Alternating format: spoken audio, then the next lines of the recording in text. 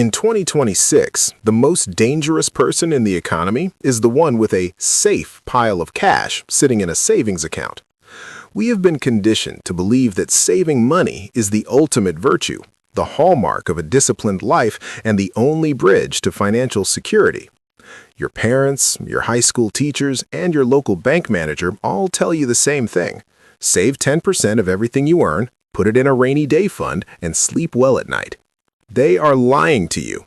In fact, if you follow this standard advice, you are participating in a slow-motion wealth confiscation program. Saving cash is no longer a path to security. It is a guaranteed way to lose 5 to 10% of your life's energy every single year to a silent, invisible tax called inflation. Today, I am going to prove to you with brutal, cold-blooded arithmetic that the saver is the ultimate loser in the modern financial system. I am going to show you why $100,000 in the bank today is mathematically destined to be worth $50,000 in purchasing power by the time you actually need it.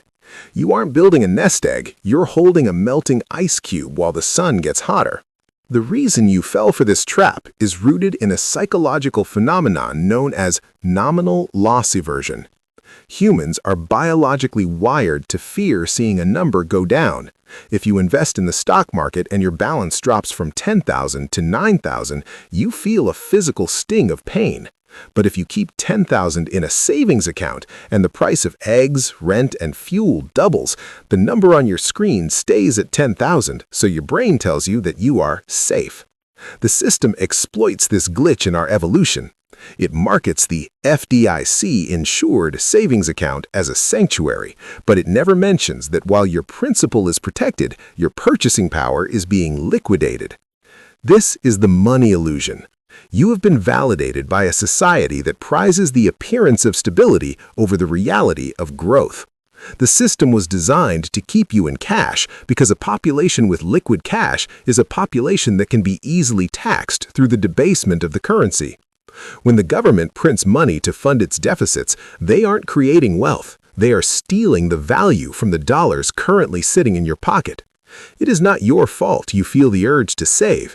You are fighting a multi-generational conditioning campaign designed to make you a voluntary victim of the central banks. Let's look at the hidden math that the personal finance influencers on TikTok conveniently omit. We are going to look at scenario A, the disciplined saver. We will call him Conservative Tobi. Tobi earns $80,000 a year. He lives frugally and manages to save $1,000 every single month.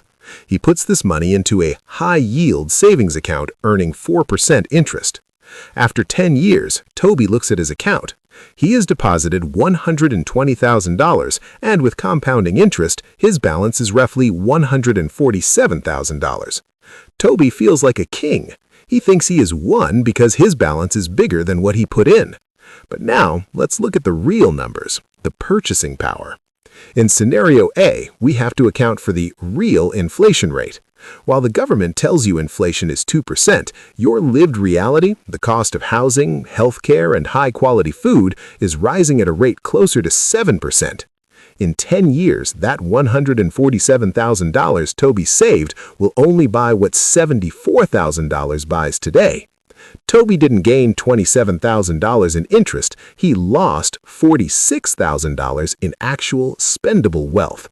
He worked 40 hours a week, sacrificed vacations, and skipped dinners out, only to find that the system burned nearly 40% of his labor while he was sleeping.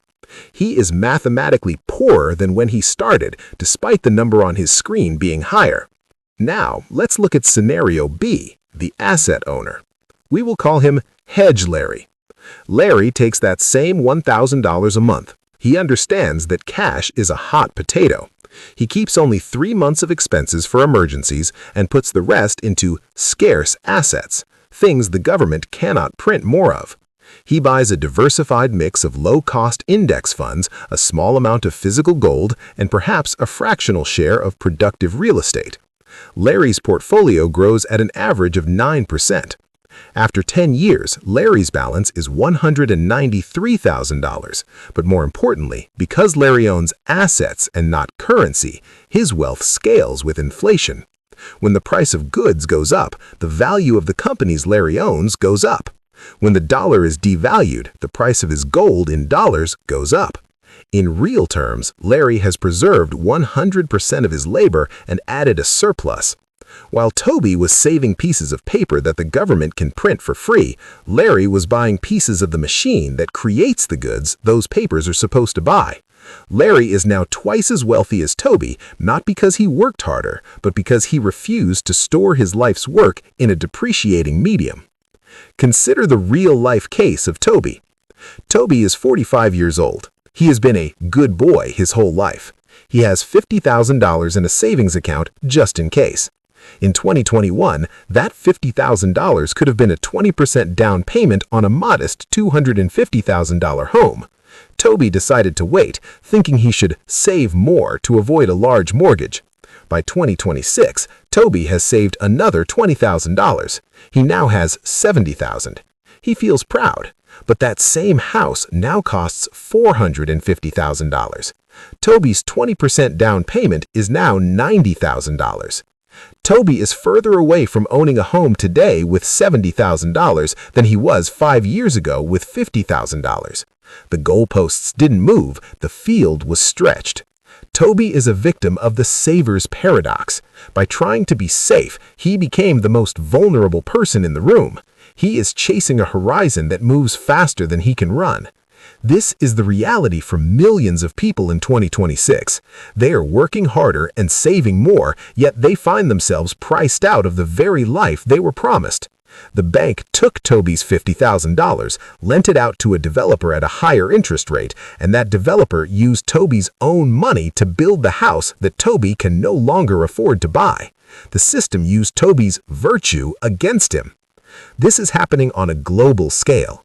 We are currently living through the greatest wealth transfer in human history, from the holders of cash to the holders of assets. The government has trillions of dollars in debt. They can't pay it back with productivity, so they will pay it back with inflated dollars. They will make the dollar worth less, so their debt is easier to manage. If you are holding those dollars, you are the one paying off the national debt. Your savings account is the tax that was never voted on. The reality check is that cash is not an investment. Cash is a liability. It is a tool for transactions, not a store of value. To survive the 2026 economy, you must stop being a saver and start being an acquirer.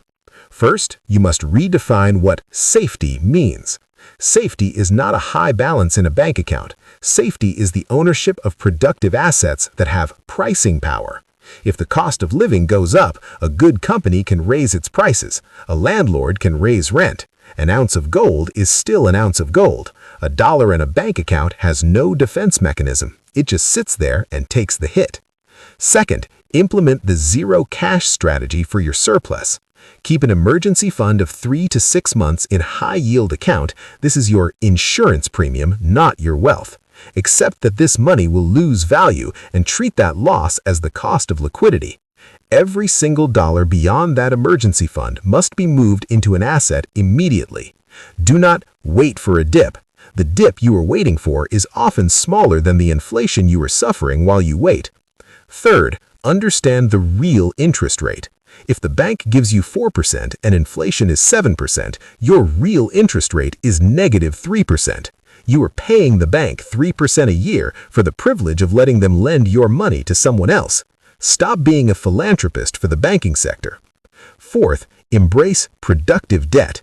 In an inflationary environment, the debtor is the winner and the creditor is the loser. If you have a fixed-rate mortgage at 5% and inflation is 7%, the bank is actually paying you 2% a year to live in your house. The real value of your debt is shrinking while the real value of your asset is growing.